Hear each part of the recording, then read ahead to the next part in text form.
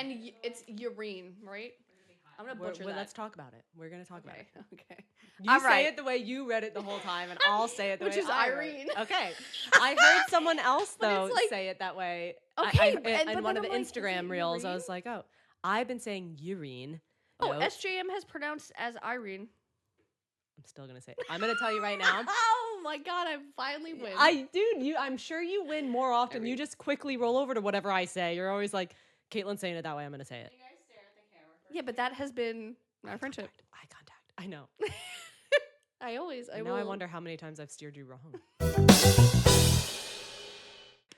Welcome back to Plot Twists and Deep Thoughts. I'm Caitlin. Kelsi. And today marks the beginning of the end in a non-doomsday way. But we are officially entering the final stretch of the Throne of Glass series. We're going to cover the last two books. I'm going to say a lot. Tower of Dawn and Kingdom of Ash. We are going to leave Assassin's Blade for the next episode. We just feel like she deserves to stand alone, and we want to pack some other fun things into that episode as well for you. Kind of deep dive into some fan theories that we all see out there in the universe, and kind of just have some fun with it, so to speak. So for today, we're going to split this episode into two halves. The first half is all about Tower of Dawn. This is the book that took Cale Westfall to an entirely different continent and shoved him into therapy for 700 pages at least, while everyone back home fought like actual real life demons. For the second half, we'll then go full send into Kingdom of Ash, the finale, the climax, this book that ends the series by shattering everything we held dear in our hearts for the last 8 books, 7 books. I do have some bones to pick, but Well, for sure. I think we'll talk about that. I think that's like part of what makes this series so like grabbed onto by its fans is like there are so many frustrating moments. As many as there are like great moments, you're sitting there like, I mean, at times like internally screaming at some of these characters at least, if not all of them. Oh yeah. But you want to take us into our dive into Tower of Dawn For a little sure. bit? So we got Kale Nesbrin. Hope I'm pronouncing her name right, but it seems pretty standard. So Just real quick, I'm going to mispronounce 90% of the names in these 2 books. Okay, like is it Irene? Urine? I don't know. We're gonna fight about it. It's gonna be Irene today. I don't know. But they are off on their own little adventure. They're essentially, which I also kind of clock this. Never heard of Antica before then, or maybe once, but like I was like, never. I don't It's know literally a what it is. continent they never bring up. Yeah, I was until like, it's where like does this here's exist? well, maybe they say they're going to the southern continent, but there's never a name that comes up, or like, do they mention the Tor Sesme at all in the other books until he gets paralyzed? I don't think so. I don't I think think so that either. was when it was first brought up. Which is kind of Which crazy to is- just like yeah. 6 books in, 7 books in, and And then be like, suddenly oh, you're hey, like, there's here's a these- whole other world and political scene that And you they have to now have learn. powerful healers that like Yes. the entire world could be Yeah, and beneficial. sick desert raves. Yeah. Don't even get me started. Sorry. As I choke to death. Yeah, so he goes to fix his legs because he is in a wheelchair. And can't really help, as you were saying about the fighting, can't really do much No, in the chair. that's true. Well, you could... Finish the thought. You could start him on a hill and just like roll him down. Just and he's, he's like, got plowing two, into- and he's got 2 Oh, swords, I thought, and he like- just goes. I mean, that would be sick. That'd be cool. That would be sick. Full armor too, just in case. But to be Or like with a plow on the front with like spikes. Oh, that'd like be very what's that desert movie? Ryan loves this movie. Not what's and they spray that silver shit in their mouth. Why can't I yes, think what of is it? that called? Help me. Ryan would know. It's not Dune. I know, I know you wanted to to say say. Dune too. Fuck. It's with Charlize Theron. I'm gonna look it up. Okay. I'm gonna look it up. Anyway, Yeah. you could do that. We'll circle back. They could do that where it's like battle wheelchairs. Yes. Thank Oh you. my god, thank you. Leanna with the save Mad Max. We were talking about Mad Thank Max. you. We could Mad Yes. Max Kale's sick wheelchair. We could Angry Maxwell him. That would work. Maxwell. You always have I to do. do that. You gotta make You're it like professional. TM. I do it with John Papa's too. I know. I call it Father John's. Yeah. Well, no, that's Papa John's. Father Jonathan's, but Oh, yeah. Johnny Papa's is Jonathan Father's. That's what it is. Thank you. Thank you. So we have to talk about the Kagans. Yes. Okay. So he's also Kagan. going there at the same time to hopefully be healed, but also form an alliance, hopefully, with the Kaganate. Kaganate? Yes, Does the that feel Kagan right? army, the Kaganate. I don't know.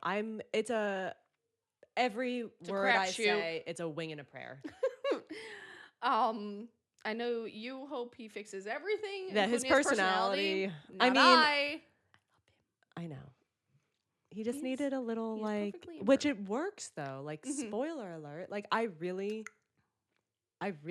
started to like him like early on in Tower of Dawn. Yeah. Maybe it was because we got more of his person, like his POV, which maybe Mhm. we needed all along. Because which one was that? Was it Crown of Midnight? Which one was like heavily Crown of Midnight, right? I think so, yeah. Because that was like he and Aylin's relationship. It was just hard to like him. That was not the relationship for him. So that was probably why I was so Yeah. critical of him. I was like, you're not with your person. Whatever. I know Aylin had to do what she had to do. She Mhm. felt safe with him and all that. But that was not the right matchup. So, Yeah. Anyway, No, for I'll sure. let you keep going. No worries. So essentially, in the first couple of chapters, we meet the Kagan Urus, maybe. Really? How'd you say it? Eurus? Urus?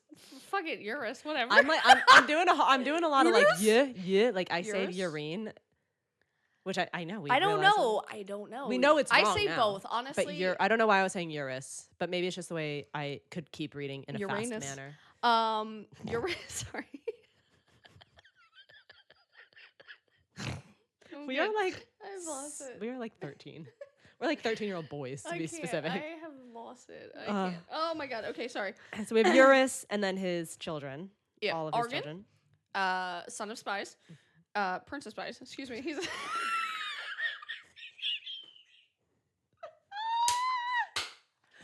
Oh shit. Yes, Prince of Spies. I can't. I want you to pronounce the rest of the names though. I go so fucking bad. This is so terrible. I can't even. To be say fair, I fucked you with that note though, because I. It's fine. No, because sometimes like I forget. Like Hussar, sometimes I was like, I thought Hussar was a boy 90% of the time. yeah, Yeah. she's very aggressive, but I love Well, she that. is. Well, she was also kind of a bitch, but like it's fine. No, fully thought she was a bad person. Yeah.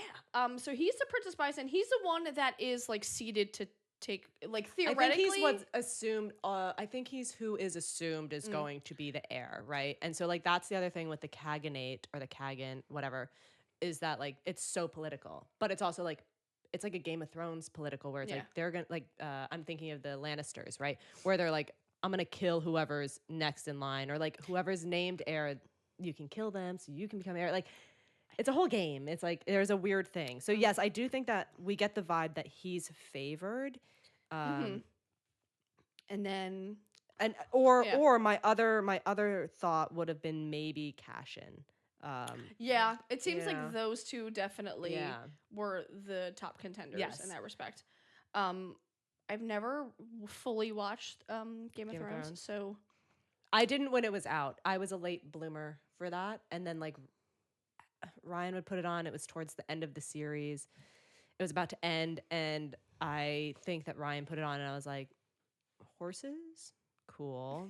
And then, like, I don't know, a couple of the characters I was like, oh, I do kind of like this, and started watching it, but I think it was like a few seasons in. Like, I kind of hated on it at the beginning, and that might be I wasn't into.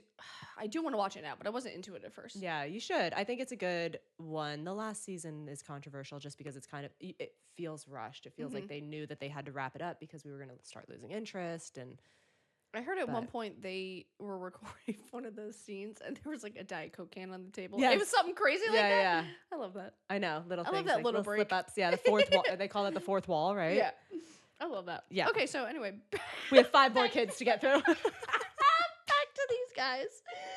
Oh, good God. And then we have Sartak. Sartak. Yeah. Okay, I'd go cool. Sartak. Warrior Prince and Commander of the Legendary Rukin. Although I said Rux I say Rux. for the yeah. Ruckin. No, I don't like Ruckin. I don't like it. It feels weird in my mouth. Get your Ruckin back in bed. Get your Ruckin ass back here. And you better get on that bird. So the Rukin, right? That's what we're saying. Rukin, are those. I should have Googled what the fan theory is that they look like. it was hard for me to picture. I just pictured Like, I know what really a big wyvern eagles, is. And then, yeah, I pictured, like, a big bird. which also is like, how are you going to put 2 people on a rukin or ruck? A ruck? Sorry. Yeah. Well, if it's a big enough bird. I guess, yeah. Just Like, crazy. okay, Again, Harry Potter. yes, Bringing it okay, back. true, but High again, wing. Yeah, that's the word. That's the word. Hippogriff. That's who I envisioned. It's a hippogriff. If you're listening to this and not watching the video, I'm so sorry because nothing is gonna track correctly. So apologies in advance. So then Sartok, we- yep. And then we have Hussar, a girl, a lady. She's She's just a a little princess. girl. She's badass though. Yes, she is. She commands the naval fleet. We have Cashin, who is another prince, and he's commander of the foot soldiers and the horse lords. He's also very into Irene, which I love.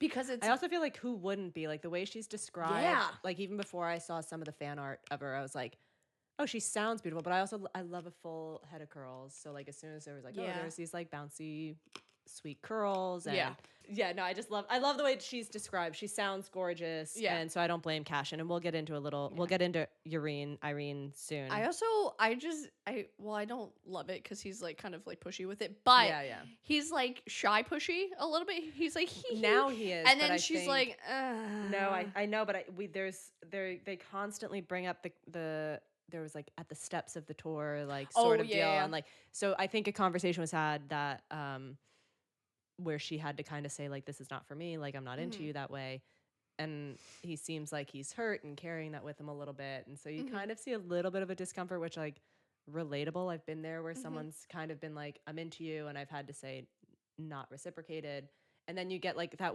it does taint the friendship, unfortunately, where you're like, no, I just want to stay the way we are.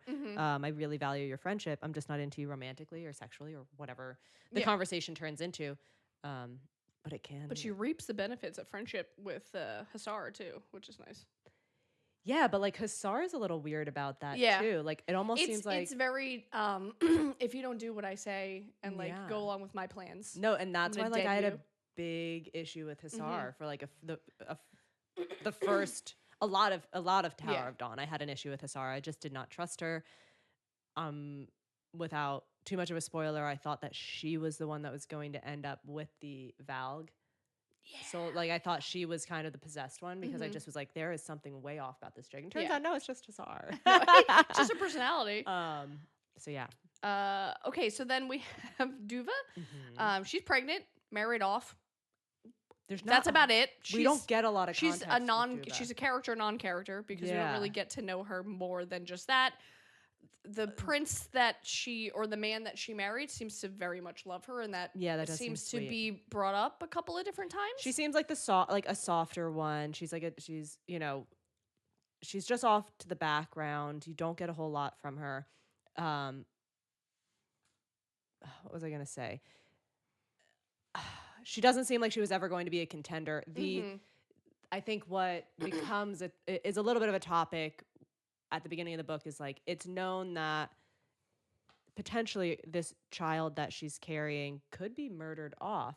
Yeah. So to protect the line of succession, that's just allowed. That's part of the political game in the Cabinet. So I think there's a little bit of that where it's like, oh shit, that's why she's so quiet. That's why her husband's so quiet, is because I think there's maybe that fear of like, are they going to follow this like centuries old tradition of the way they uphold the succession? I really do hate. I also like when that was like announced in the book. I really hated that. I was just like, I like it. It felt very 50-50 to me because I was like, well, like they really take care of their people, and it seems very fair in that respect. Yeah, they freed the slaves. They take care of care of the servants, but they're not slaves anymore. Yeah, it seems like they had it together politically, but then there's this old savage way of choosing an heir. Yeah. So I agree with you. I do think it was conflicting, and I think that was part of the point. And I do think it rolls into the way Sarah J. Maas wraps up the book, which we find out later. We'll touch into, maybe not right this second, but we'll get there soon. And then there's the last. And then last but not least is Tumaloon. Oh my God. I definitely fucked this up. I was saying like Temulin But it's like that's not right because it's TU first, right? Yeah. So Tumalin. Tumaloon? I don't See, know. I should just shut the book now. I should have never read past that name. Just Thank Tume. There we go. to me. Tumi. A princess. She was the youngest. When they get there are white billowing sheets in like the windows, and Which I everyone thought is in. Kale was like nice curtains. Yeah, yeah. He was like, "Oh, what's going on?" Yeah. Turns out, she was. The theory that, or not even the theory, the given story is that she jumped from her balcony. But Cashin suspects foul play, and you learn that when they have their first, when Kale and Nesrin are in the first. Yeah, they go to like dinner, right? Yeah. So they go to formal dinner that and they they're go to. talking, and Kale, like in his very abrupt and not suave manner, is like, "We need help. There's a war going on, and there's a lot of evil." Like, although Yeah. I guess they're not trying to portray Yeah. they're not trying to give TMI, because they don't want to scare them off, but they're trying to say, "Hey, we're here for a reason," Yeah. you know. And without Kale also doesn't want to let it be known that he's in desperate need of healing. Yeah. Because he's too proud. No, like genuinely he is. No, I'm not no, trying for to real. shit No, on no, him. no. Like, I know. Yeah, I agree. he's very protective of his, like, he can't even look at the guards. Like, he's looking around and he's like, I can't make eye contact with that. He's like with any of ashamed. these. Yeah. Yeah, that's a huge portion of this book that we have to touch on. Yeah. But so anyway, so it quickly comes in. We're like, I think Nesrin, does she take a look around and she's like, oh, look at these white billowing curtains, like, because she's from she's from Antica. She's Antica. from Antica, and she has an aunt and uncle that still live there. Yes. That we meet. So this is farther very on. emotional for her. Yeah. And I think was it the first dinner or the second dinner they learn of what happened in Rifthold, and then that's. I want to say it's the second dinner. I Okay. don't think it's the first one. So anyway, Yeah. so you come to find out Tumalin is deceased by apparent suicide, suspected suicide, and then Cashin comes to Kale and Nesrin later on and says, "I don't think that she would have done that. She was the baby. We were very protective of her, loved her. So sad again." And I guess critical to the story as far as kind of being the first inkling that something's amiss here. And so it piques Kale's, detective instinct and gives them something to do. Because then Nesrin goes off and tries to figure out what's going on. Yes. Anyway. And then about the same, well, it might have been like the next couple chapters, we finally meet Irene Towers. Beautiful, young, feisty. Exceptional Super gifted, healer, yeah. super gifted. She's like second to become like the high healer of the. You said Torre Sesame, right? Is that how you say it? I said Tor Sesame. Tor Sesame. Cool. Let's go with that. I- Sounds good. So she's an exceptional healer, and essentially her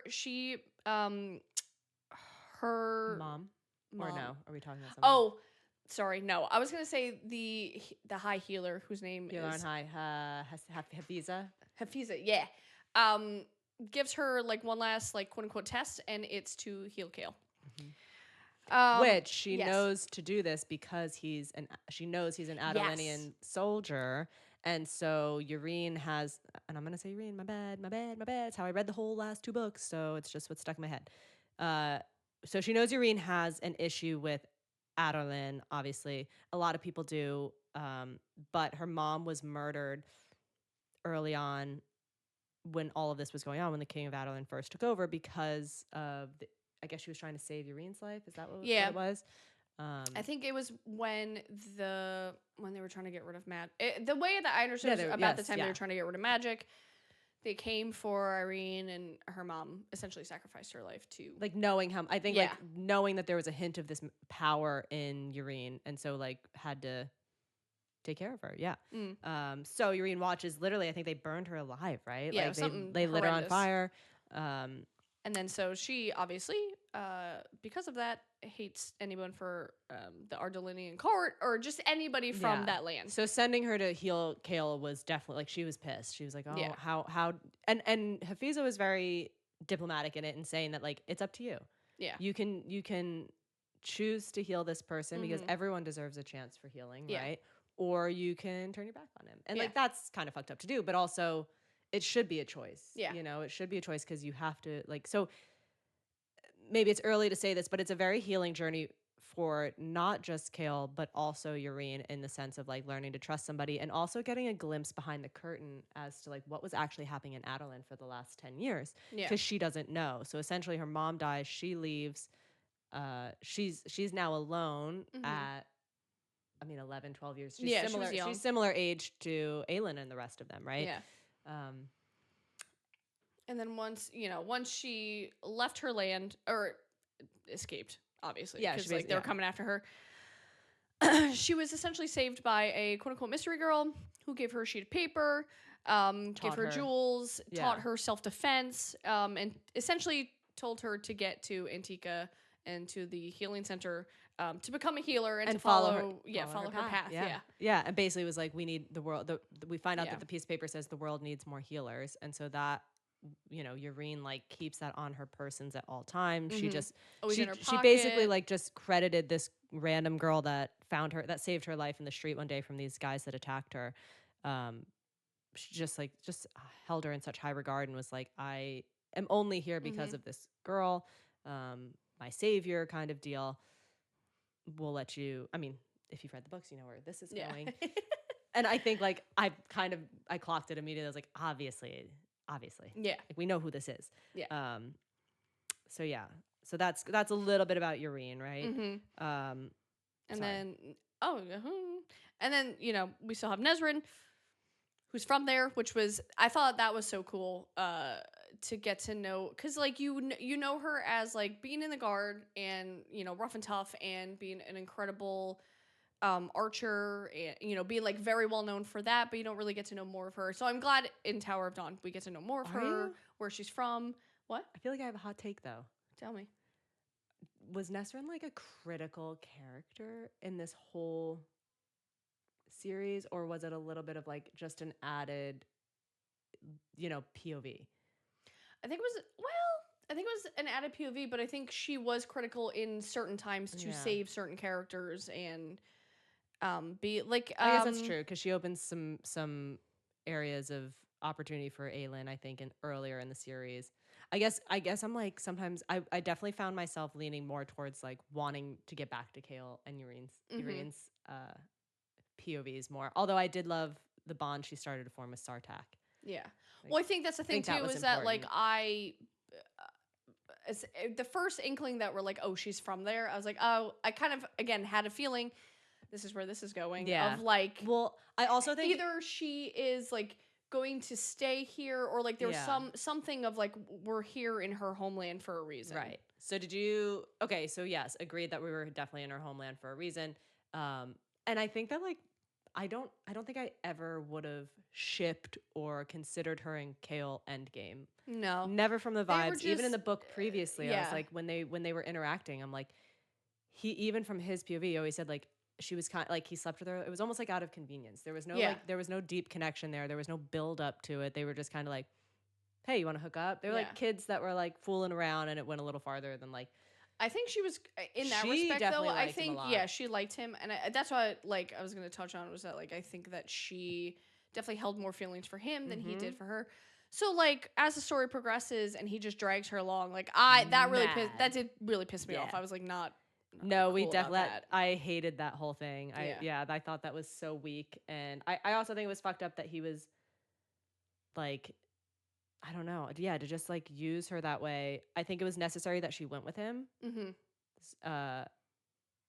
She knew the land. She knew where she was going, and for her feelings at the time with Kale, like it made sense that she would go with him and help him get healed and all that. But she kind of quickly like gets the ick a little bit. Yeah, I don't know. And I think, and she's smart and she picks up on everything really quick. And I think the difference is also like you do pick up a little bit on like the pity she had for Kale, and Kale was never going to stand for that. Like you do not look at me like I'm less than, even though I think he was doing enough of that inwardly, like internally, he was doing a lot of self-loathing and all of that. But I think he was so careful in trying not to allow anybody else to have that feeling towards him. And so a lot of the times like Nesrin was quick to kind of be like baby him a little bit. And so I think that's why when Urine Irene came around and she was just like, figure it out yourself. Show Yeah. me what you're capable of. And if you need help with anything, I will help you. But Yeah. like, She was do it definitely the one yourself. that needed Yeah. to put the fire under his ass and be like, I'm not going to baby you. I'm not going to do Right. that. Anyway, sorry, back to Nesrin. I just had No, it's fine. sidebars. She still has family in Rifthold, and then when the witches attack Rifthold and essentially take over, they find out A, nobody knows where Dorian is. B, do they find out Manning kind of stepped in at that point? I can't remember if that was No, with, they don't know they that. don't, They, right? they Okay. basically, they have no idea where Dorian is. They don't know that he Yeah. escaped. So that's part of Kale's concern. That's It's like, his, I've got to like, get healed. yeah. And Nesrin finds out like, oh shit, if the witches sacked this city, where's my Yeah, family? where's my family? So that was like a pivotal moment for her. And then she essentially started spending more time with Sartak to get support, get information, get a love connection going eventually. But Well, we kind of see that like Kale and her have this,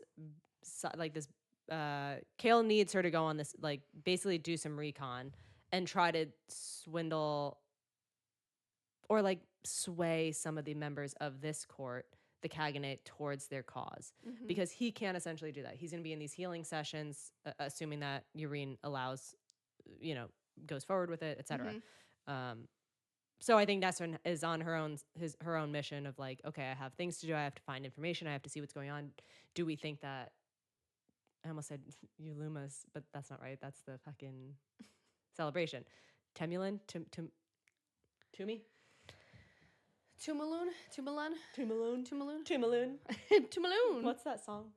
Skip to my Lou. Yeah. That's what I'm thinking. So that is kind of what Nesrin's doing.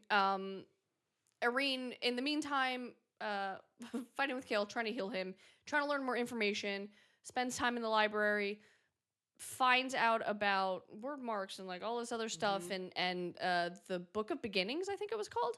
Yes. And all of these like different scrolls. There's like a song book. There's a song of something books. Yeah. Anyway, she finds something like that. books. Yeah. And then one late night, she is in the library. Somebody's following her. It turns into a whole thing. Guards come. She finds a dead body, a dead healer. Turns out that looks like her. That looks just like her. So then they figure out, hey, whoever it is going after her now too. So she gets followed to her room, I think, at one point, or maybe it was to Kale's room.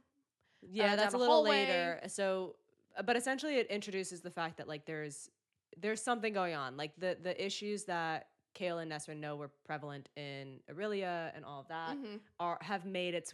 Definitely, there's something going on in Antica, and so they're not safe. How do we present this in a way that it helps our cause and gets the Kagan to approve our requests? Like, give us aid. We need to go fight this over here. Otherwise, you guys are also going to be up shit's creek without a paddle very soon, if not already are. So Kale and Nesrin basically understand now they have Irene's help. She knows what's going on. She eventually loops in Hafiza.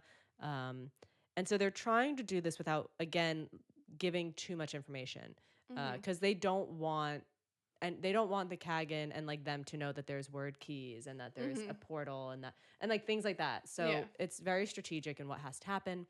And so Nesrin and Sartak kind of picks up on what's going on. He says, come with me. Let's fly to the Rukin. He goes, I want to help you guys. I think we do need to fight. And that whole thing. And so he takes her to try and help convince, I don't know, his hearth mother, right? I forget her name. I'm going to fuck up. I know there's Bort, which is like wild. Borte? Is it Borte? I don't know. I said Bort the whole time. And it made me think of a TV show that I'm going to forget now. But, and so, so Nesrin and Sartak go off on their own adventure. Yes, again, like they form a little bit of a romantic connection. He's pretty clear about it right up front, which is kind of wild because like, at first when they show up, it's like, that like her and Kale are like a little bit linked. Yeah. But Sartak's like, I don't give a fuck with his long ass hair. He's like, I'm going to fly my bird into her. Reminds me of every time I picture him, I picture that one, I think it was that one meme, and it's like Nick Cage. His hair's just flown to the wind. Dude. And then honestly, everything about Sartak I love, like his personality and everything. He seems like a very honorable man. Sorry. I cannot get past. male main characters with long hair. I can't either. It's not my vibe. I am When ugh. Rowan cut his hair finally, I said, "Yeah, Yeah, brother." fine. That's right. Yes, but and especially because it was like flowing white hair. I'm like, Mm. ooh, No thanks. ooh, What are you, Lucius Malfoy? ooh. Just like Both. shriveled folds, not damp folds. Stop. Ew. I know. Sorry. I'm just saying though. Like I'm gonna use Yeah. book terminology. Like It was the not folds Yeah, closed. it was not my jam. So I think he has to cut his hair at some point in this a little bit shorter, but Please even God. still, it's still like shoulder length. I think at some point, right? Because doesn't. So then we deal with the spiders a little bit in this book too. We need to fast forward, I think, a little bit through the recap because that's not why y'all are here. You don't need to hear us tell you everything that happened in this book. You've read it probably.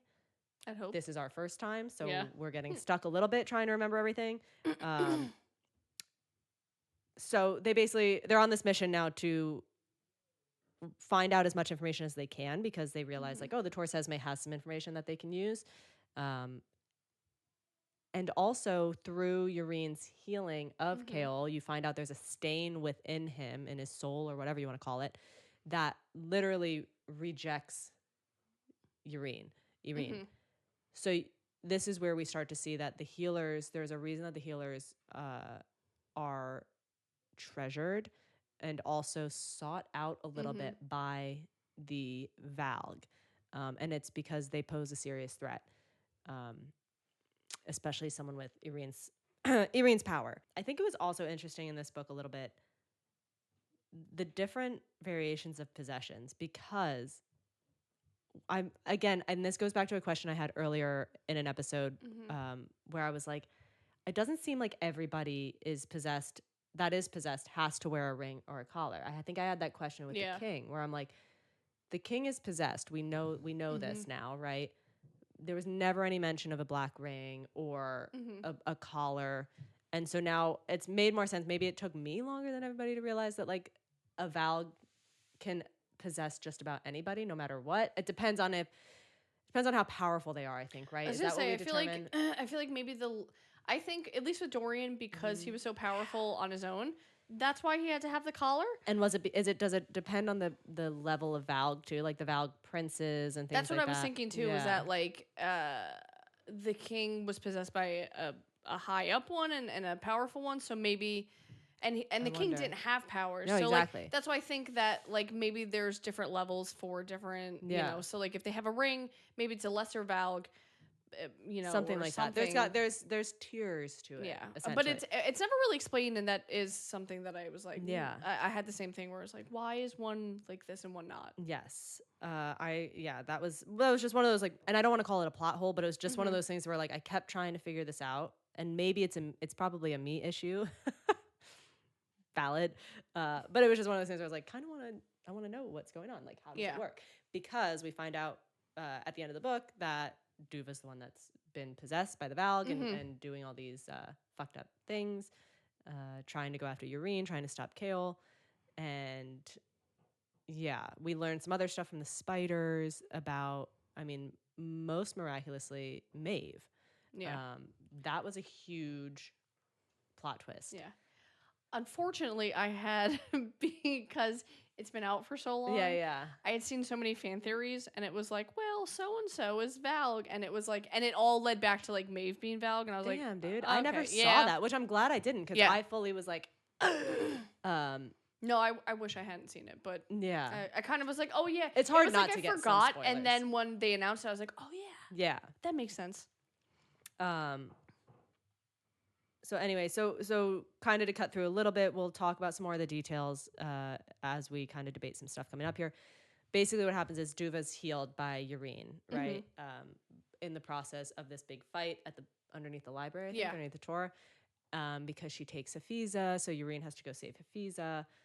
Kale goes with her. Now he can walk. He's healed. We'll talk about his healing, the big moment for his healing, because I spiraled during that, and my hatred for Kale came back full force. Yes. It was irritating. But so they saved Duva instead of killing her because Kale, I think, was ready to do that, and Urine said no, like let me help.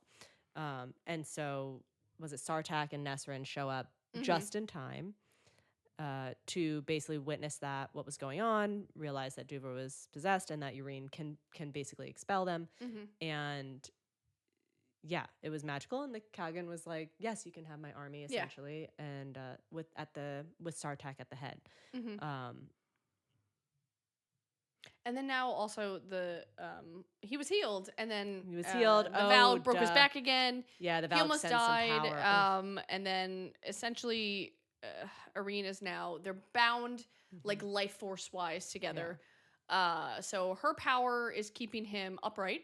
But as she gets weaker, whether it's during battle or whatnot, he gets weaker, and then he might have to use a cane or when his she chair again. when she dips into when her reservoir for power gets starts too to get low, his ability to stand will weaken. Lessen. And then if he dies, she dies, and vice versa. Yes. So and they're both fine with that. Yeah, it's all good. Because we love. Yeah. Yeah. I think I want to start with Tower of Dawn did redeem Kale for me. Like I said earlier, I think that I started reading it. I started to understand a little bit more where some of his self-loathing comes from, especially during his whole healing journey, because you see more of his history, more of his daddy issues, and just this like such a deep, like I said before, self-loathing, but he has such a hard time forgiving himself. He blames himself for every terrible thing that's ever happened around him, whether it was Sorsha being murdered in front of Dorian, the collar getting slapped on Dorian, anything that like all of his men that were murdered after Dorian had the collar on that he couldn't do anything to stop.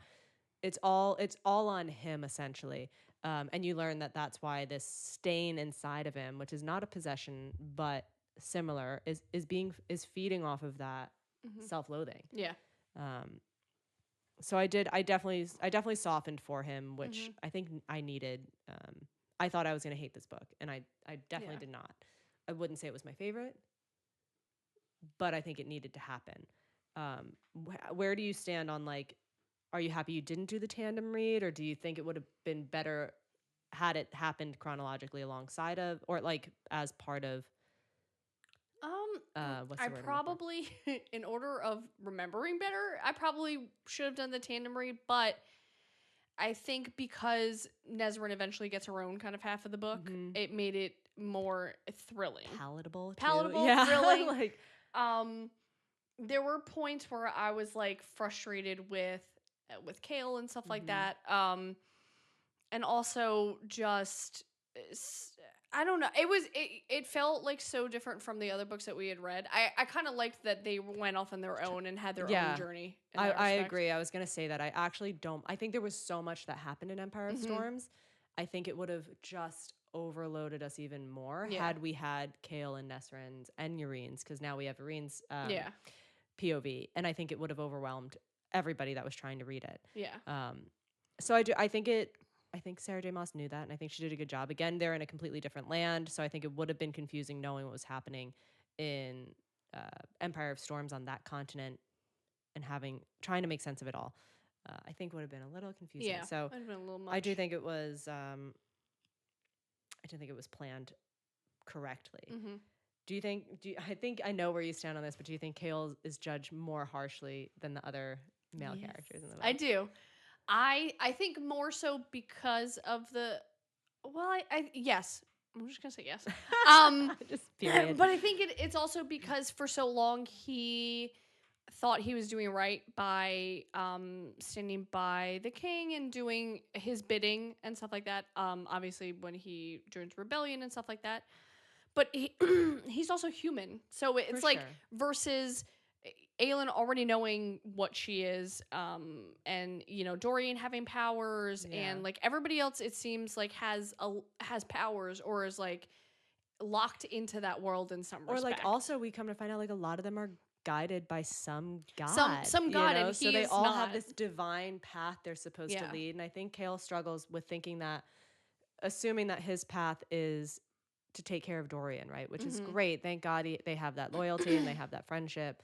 But I feel like for the most part, that is the the job of the head of the guard. I mean, obviously the head Well, of and the for guard sure, but kind of even thing, before he was but captain of the guard, he was just Dorian's best friend, and so he mhm. just kind of knew that like I have a mission with this guy, and Dorian needs to be king. I think he knew. I think Kale's morality was probably his own arch nemesis, Mhm. right? He kind of created this battle for himself where he thought there's no gray area for Kale. It's black or white. Mhm. And so I think that was maybe one of my biggest bones to pick with him, where he didn't let anybody else just be themselves. He either saw them as right or wrong. Yeah. Um, Very black and white. That guy. yeah.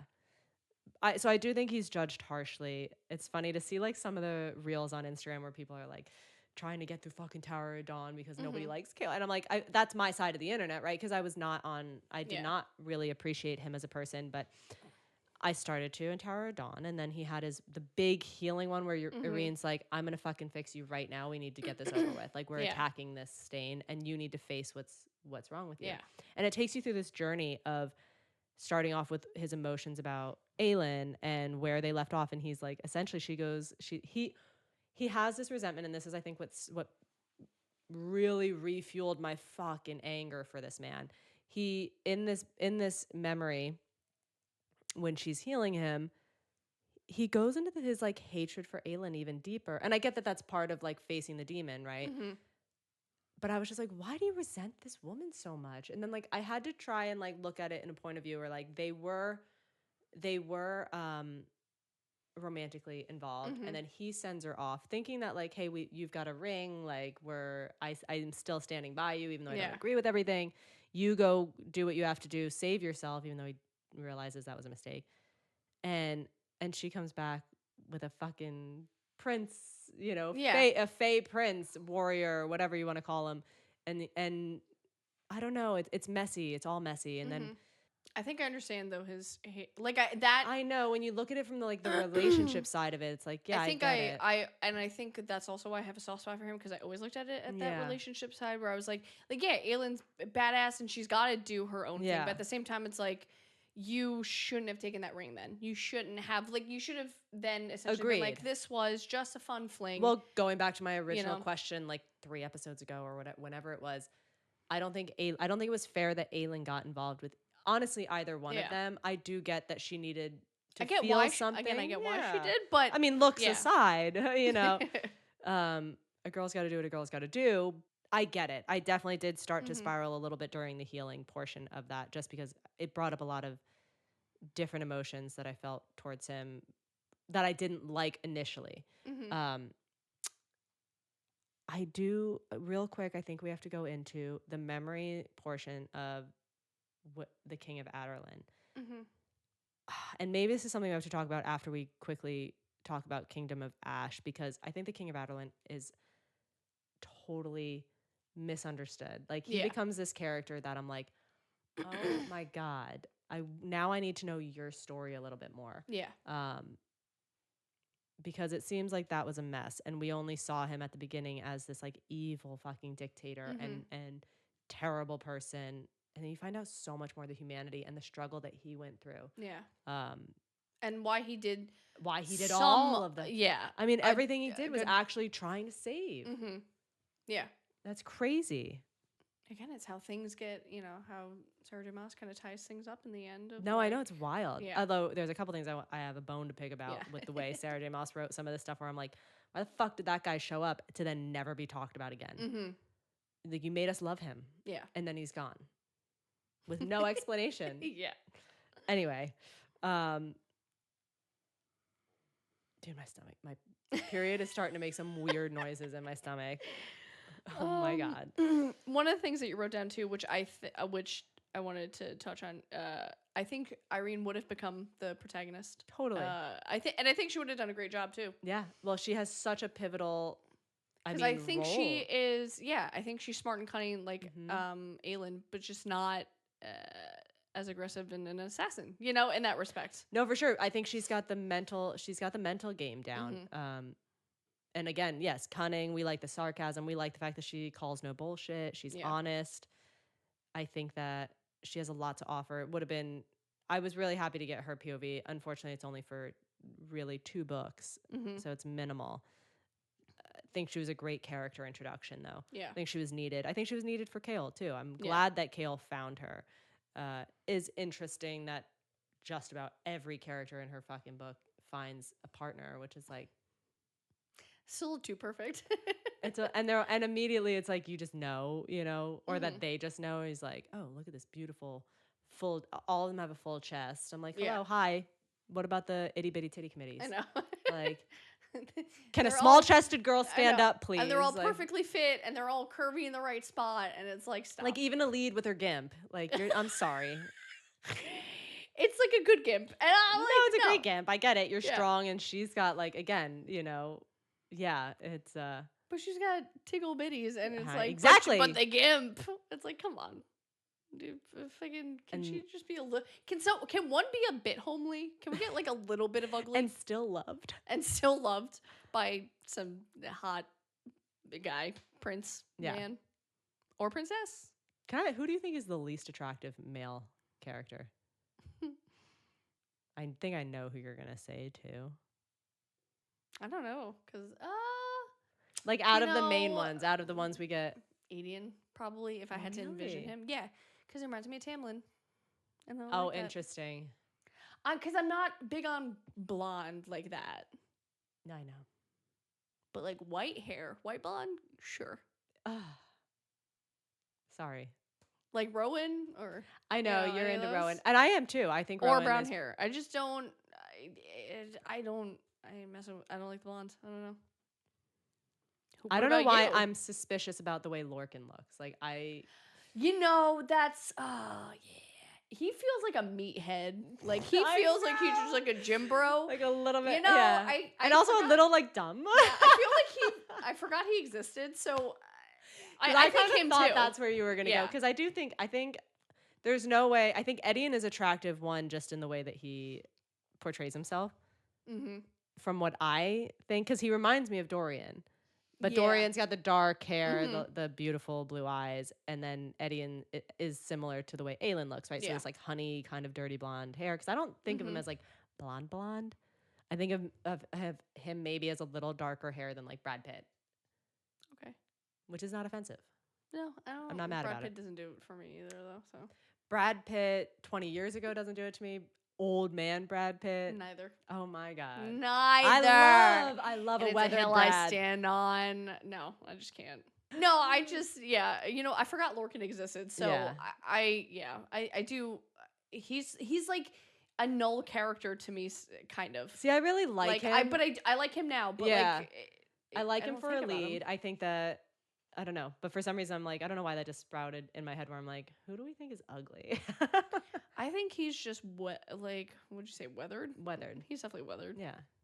Yeah, because he's also definitely got like battle scars, which is like sometimes that's attractive, you know. Yeah. But for some reason when I think of him, I also I'm gonna go to like the long hair really like gets me. Yeah. I'm not a long hair kind of lady. Like if you have to brush your hair, if I have to, like you're gonna make me watch you brush your hair. Like, like- come on. Okay. I'm not gonna pigeonhole people, but like, if you can braid your hair better than I can braid my hair, If you I need to don't know, use my man. conditioner, no, if we're using the same conditioner, brother, not for me. No, That's all. that's- Do you that's by all okay. means? I've Yeah. seen some. if you have better hair than me, Oh, fuck also you. fuck you. Fuck you so If much. your hair consistently curls every day really nicely, fuck yeah, you. I'm like, oh, I use 2-in-1. Fuck off. Yeah. Kiss my ass. If you have a body wash that also can be used in your hair. If you have a 12-in-1, I fucking hate you, man. Like, Ugh. and your hair looks good, kiss my can- ass. If you can use floor cleaner in your hair and it looks shiny, fuck you. I have so many products. I do too. Yeah. It's terrible. Anyway, what else can we talk about before we get into Kingdom of Ash? So Val, Maeve is a Val Yeah. queen. We come to find that out. A little spider told us, literally. And you get a whole fucking story of how she came. She basically left. Orcus is her husband. He's one. I I was know. like, Free Willy, what up? Just like, you're an orca. Cool. I'm terrible. So we have Orcus. We learn Mantix Mm-hmm. is the other brother, and then we have Erewhon who got trapped here, right? Because I guess all three of them came to try and track down Maeve. Yeah. But she had taken a Fey body and broke into the minds of Mab and Mora, Yeah. right? Those are the other Fae queen sisters, whatever, from centuries ago. This also makes sense as to why Maeve is able to live so fucking long and Well, that was the thing too that like I think was suspicious. clue wise, Yeah. being like, well, where's everybody else? Like if she's Yeah, why this is she like like sister, yeah, why are is her she sisters lived? not around? Right. And I was like, well, maybe she killed him. That was a But thought. then, but I was still, it was still the same thing as like she still looks young and youthful and vibrant. And it's like, what? How? And so powerful. And still. powerful, Like, why yeah. are you like she has and like a dark power too, right? Yeah. So that starts to make sense. And that she can break into the minds of people and literally change what they know. And like and also like changed fucking well, we don't find that out till Kingdom of Ash, right? Yeah. That she changes what's his name's like literal like love. Yeah. Right? Yeah. Okay, so we'll save that. Let's bookmark. Let's talk about Kale and Urine's enemies to lover trope because that is what it is. Where do you think she stands up against like I'd say Aelin and Rowan are another enemies to lovers. Would we say Lorcan and Alid also? Yeah. A little But bit. even- Not but like enemies, Not but like enemies. Just we like, definitely thought he might kill her at some point. love of convenience, or what is that? What is that? Like the like convenience? proximity Yeah, kinda deal? proximity or whatever. Forced proximity. Yeah. It's a good trope. I like it. I honestly, they might have one of the more believable enemies Yeah. to lovers, like even more so than Aelin and Rowan. Like I think it just seemed I don't think they were enemies, Aelin and Rowan. I think it was just like there was a hatred and irritant. You know, Aelin was they're like the same. they were have the a same very person. yeah, they're the same person. personality. So I mean, it's, they are related. So sorry, I I know, have I to know, bring I that up do- I every hate time that. because I'm like I just don't think I like yeah, very medieval of them. it. Yeah, again. But yeah, I think it really is a more believable Yeah. love story. Trope. Trope. To rope. Tropey. Where would Sartak land if you had to rank? Like, would he fall into your top 5 male love interests in this series? I do really like him. Yeah, Yeah. that's cool. I'm trying to think of who. That's great. Okay, bitch. All right. I know you do. I know you really like him. Who I would will, be on your top 5 if you had to line up? Like, say you're going to do The Bachelor. Okay. I never watched that show, but if you were to do The Bachelor, who would you Okay. choose to be like in your lineup? 5. Rowan, Okay. Dorian, Kale, Sartak.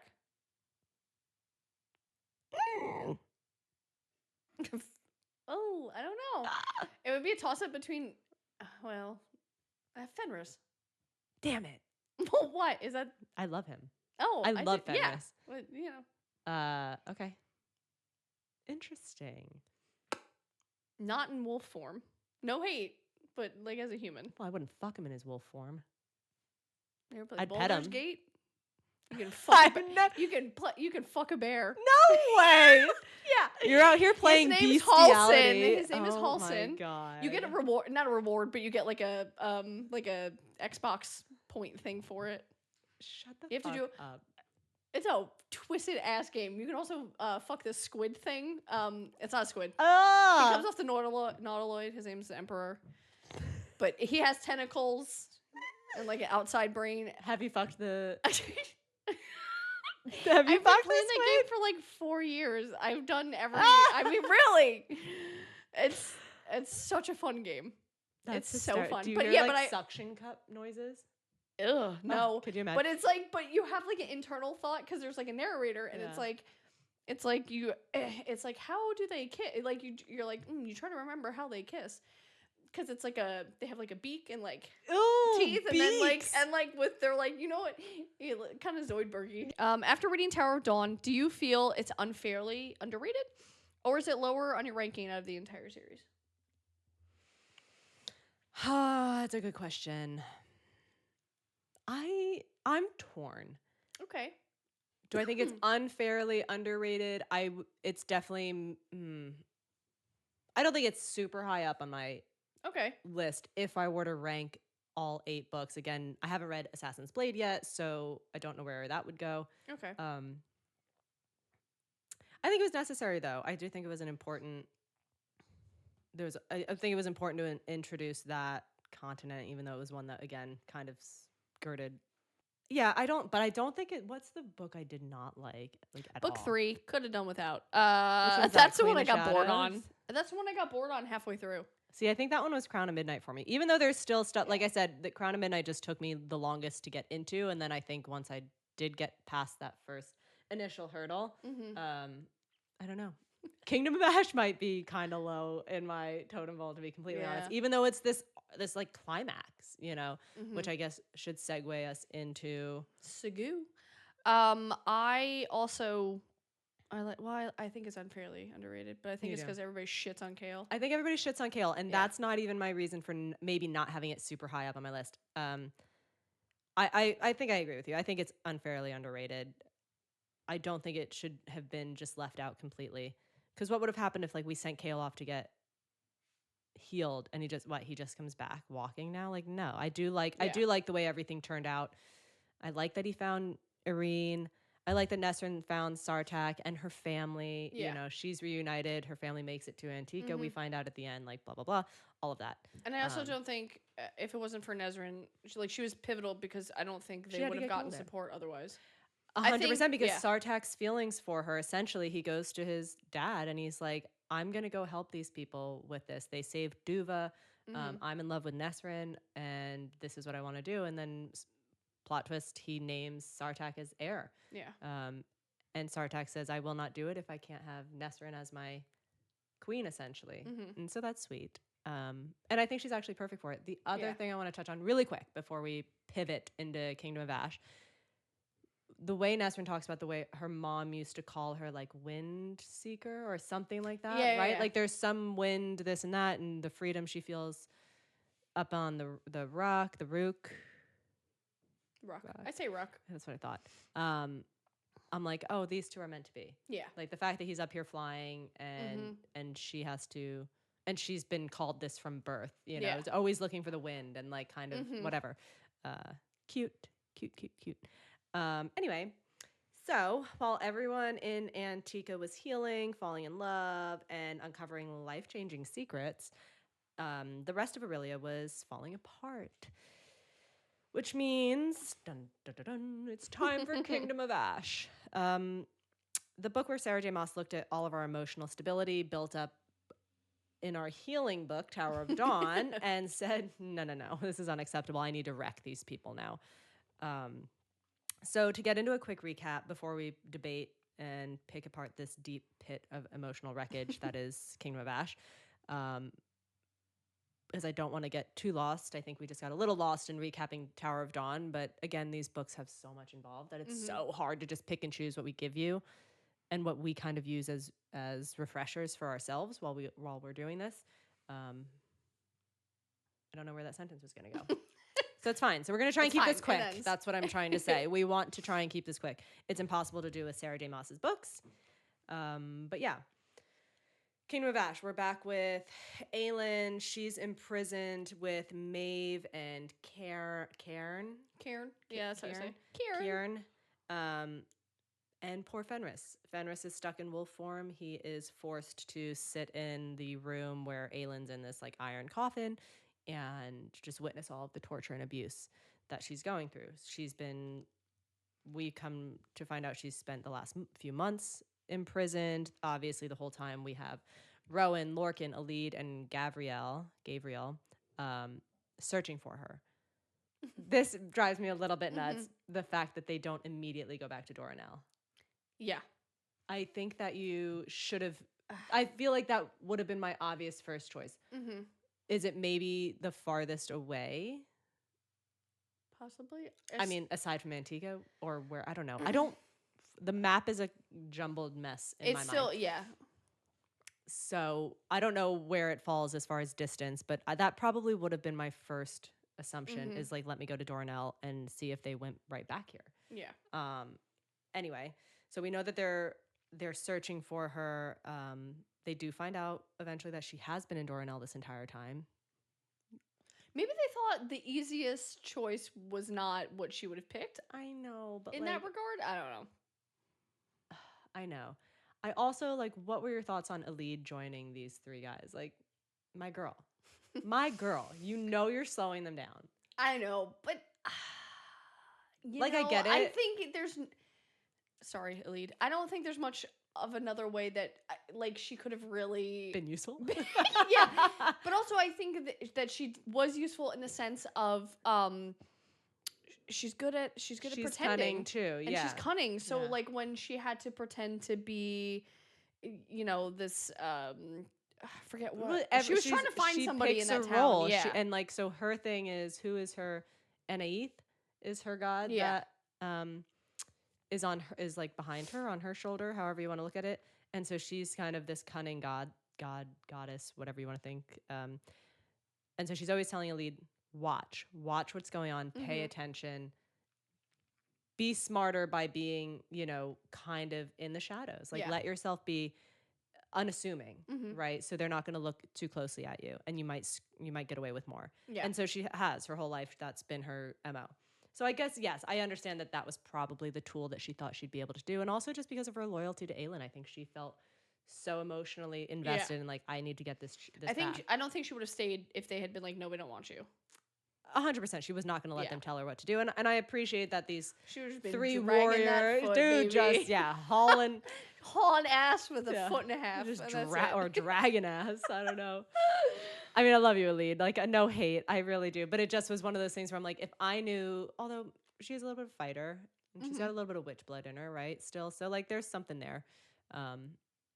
Either way, she felt like it was necessary. And I appreciate that the men were like, okay, we got this. And I like that Gabriel was like, I'll help with the ankle. And like, he was a sweetheart. He was a good guy. Is a good guy.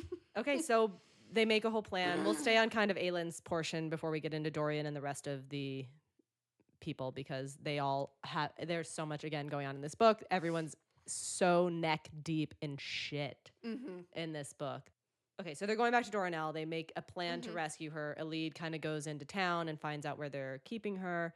But before they're even able to get to her, Fenris breaks his blood oath and basically allows her to escape Kieran. So she's reunited with them. Now she has severe emotional trauma and is very close to being completely broken. One of the only ways that I thought was interesting in the way that she did not break this whole time being tortured is like holding on to her rage. And I think that's a really important undertone in almost all of Sarah J. Maas's books. Yeah. The rage that her protagonist has is used as a strength and not seen as a weakness, which I think is really important, because I do think that in our world, humanity, like, you're supposed to kind of tamp down on that.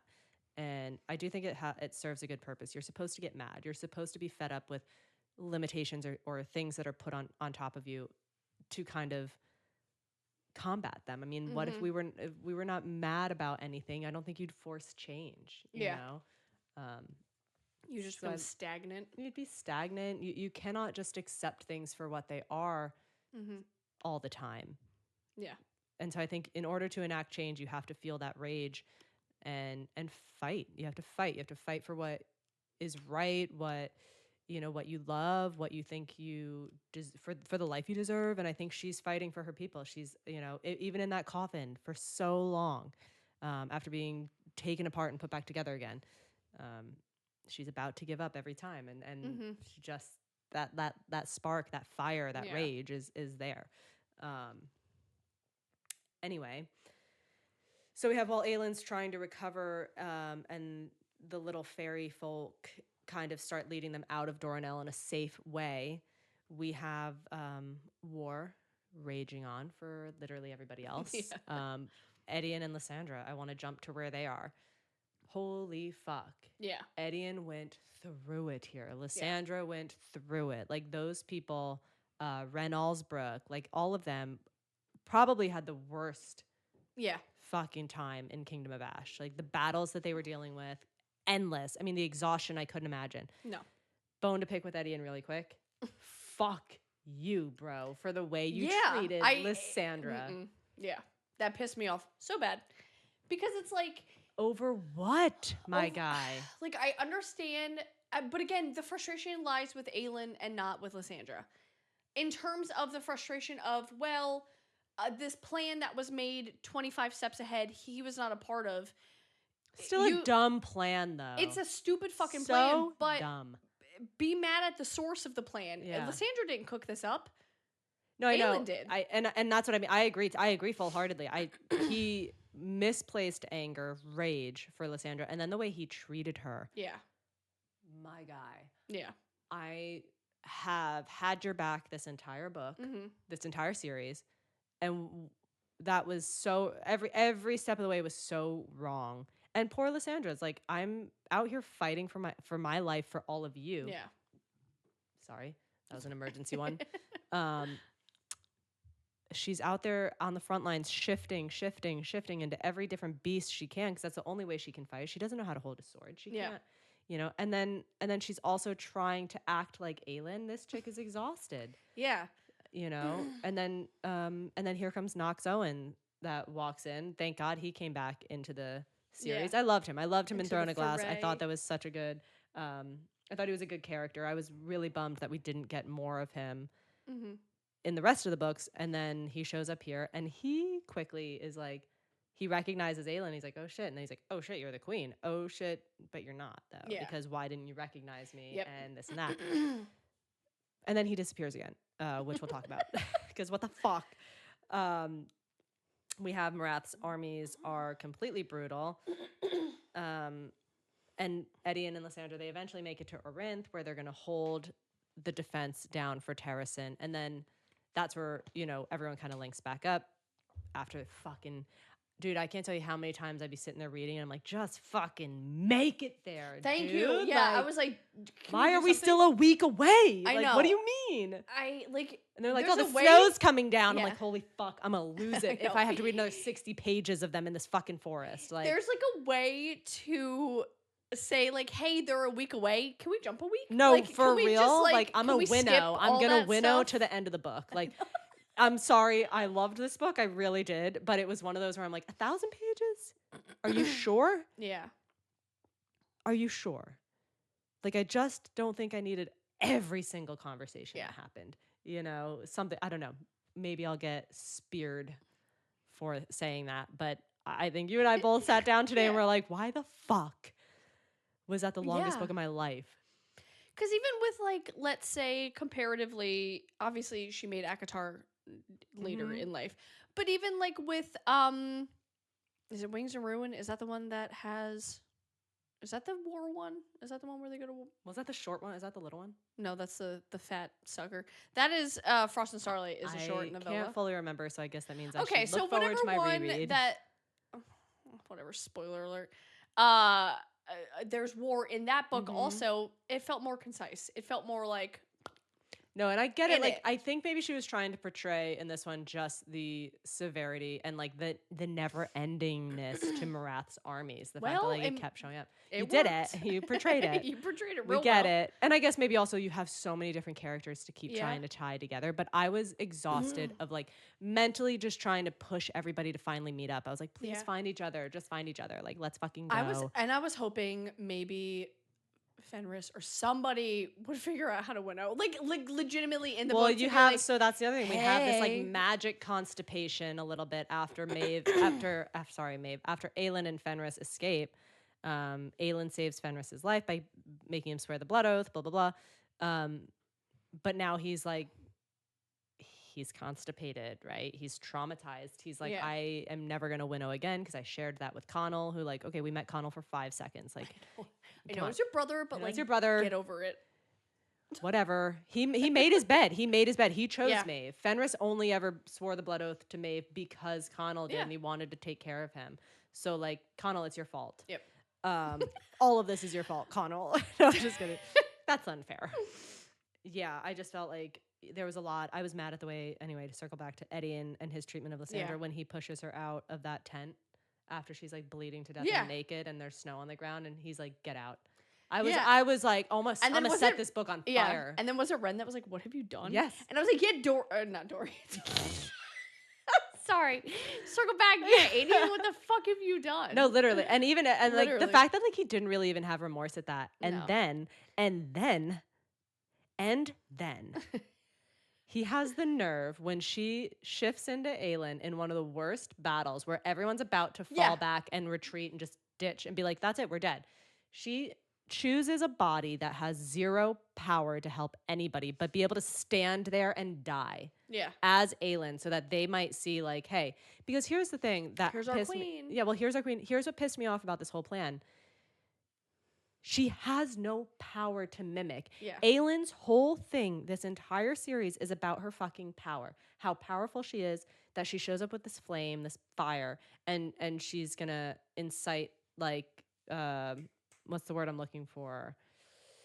You know, he's gonna rally the troops, Yeah. right? By show, and like she did. Lysandra, you did a great job. I get it, you know, but only after that was Eddie and like, oh, I was worried you were about to die, and I snapped out of my hatred for you. And I Lysandra read him to filth. Like I literally wrote Thank down. God. I wrote down that quote because I was like, yo, fuck you, Eddie. And I'm gonna have to find it though. I'm glad somebody finally fucking read him to filth. No, I know. I think that. Let me see. Okay, Lysandra. I have been degraded and humiliated in so many ways for so many years, but I have never felt as humiliated as I did when you threw me into the snow, when you called me a lying bitch in front of our friends and allies. Never. I was once forced to crawl before men, and gods above, I nearly crawled for you these past months. And yet it takes me nearly dying for you to realize that you've been an ass. It takes me nearly dying for you to see me as human again. Yeah. I was like, Yeah. yes, girl. Yeah. Yes. Thank God you said Wholeheartedly. it and you didn't just say, oh, Eddie loves me again. Yeah. Like Thank thank God. you. Thank you. Because that pissed me off so bad when he was like, oh, I was so worried about you. Like, motherfucker, Fuck you off. don't deserve, Yep. You haven't earned that right to give a shit now. Yep. Anyway, I feel like we have more to talk about. Sorry, Eddie really pissed me off.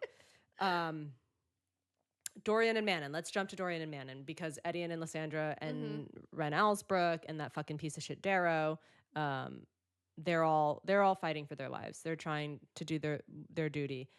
Dorian and Manon take off to find the Crokins and the final word key. Yep. Oh, Dorian. I love him. I do love him. I think he's fucking smart. I think his transformation in this whole series is probably one for the books. But I don't love the way him and Manon kind of like battle in this one a little bit. That kind of bummed me out. So Dorian's on the hunt for the third and final word key because in his head now he's like, Aylin's gone, right? He's like, I have to forge the lock myself. Yeah. And so he's in his mind, he's thinking that's what he's going to do. Manon is trying to unite the Iron Teeth and the Crokins and find the rest of the Crokins, basically. So they're on two different missions, even though they're together. And for some reason, Manon doesn't want Dorian to go do any of this. I mean, I guess for some reason is that like she cares about him, right? Yeah. She just won't admit it yet. And Dorian's just like so low. He's like, I've got to do this. I've got to save this. And I think he also like he genuinely is like, I want to die. Yeah. He's like, I want this all to end. You know, I don't know what I'm doing anymore. This is miserable. This is crazy. Which is kind of sad because I'm like, I love him and Manon together, but I was a little bummed that like he was willing to just kind of be like, still holding on to Sorsha and the guilt from that and not letting, I don't know. Maybe I'm a romantic in that sense. I was like, come on, love Manon. Like she's right here. Yeah. I think she's hard to, well. Oh yeah, she's it's very definitely hard to hard to love. love. I think I'm hard and to love I think too. he was just used to not, he was just so used to women fawning over him. So that. Yeah, that's probably true too. But she does try to incentivize him to not go because essentially they trap a Karan Kwai fucking spider. Yes. And it can shift apparently, and so Dorian's like, how? But the only reason it can shift is because one of the people he's like did a bargain with, she took their power, so she can shift. And Dorian's like, oh. For some reason, Dorian's like, I guess I can probably shift too. Like, his power is that vast that he can just pick and choose what power he has. So he literally trains his power to shift after trapping the spider. Do we ever learn how he got how he got his power? How like where his power comes from? Like because we know where Aelin, comes from and all that. Well, stuff. I guess it like, streams down because Aelin also they share this similar lineage. Again, Aelin. Yeah. Well, but if his dad doesn't have it his mom clearly doesn't have So here's it. another plot hole in this whole fucking series. What the fuck happened to his mom and brother? Why have we not heard anything about I've Hollis? heard some or fan like, theories I about know. Hollis being. It's gonna lead into Akatar. Do it. Like it being the King of Highburn. That was a new one that I read, Interesting. and I was like, oh, okay. Or he started that lineage of that. Okay, I like Because that. I think there was a quote that somebody quoted, or a quote that somebody picked up on, and it was like, oh, it was like essentially like if you think so and so is bad, like you haven't met Holland. It was something So along is those it Holland or lines. Hollis? Oh, I don't know. Holland. Sorry, I don't know. I can't remember. I have no idea. That's interesting, and I wonder if similar to. Okay, now I'm getting lost. Can we bookmark that Yeah. theory? No. Because That's for it. Yeah, interesting. for sure. I want to think on that some more Yeah. because, and the only reason is when Dorian goes to, so he trains himself how to shapeshift. He goes to Marath to get the third word key from Erewhon. While he's there, Maeve is there because she's a little stupid bitch, and she's like, I'm gonna work with Erewhon and take down Aelin and all that. So she's manipulating. She immediately picks up on Dorian being there and is like, you. She tries to swindle him into a deal of like, let's unite, and I just want to live here. I just want to enjoy. So we'll end Erewhon. Yeah. That word is really, just bear with me, Erewhon. Erewhon. Yeah.